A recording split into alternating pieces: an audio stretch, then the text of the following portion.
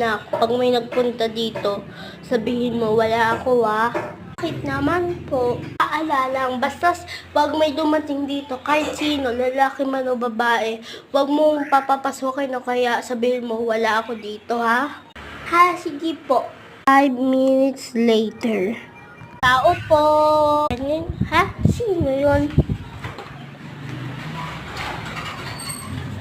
Ano po kailangan nila?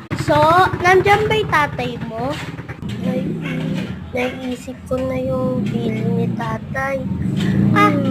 Wala po siya dito, umalis. Alis na ako Sabihin mo, babalik ulit ako mamaya pag dumating na siya Sige, bye-bye.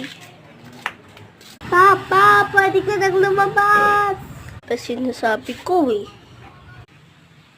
Yung utang mo, hindi mo ba binabayaran? Saksak mo sana na bulabok.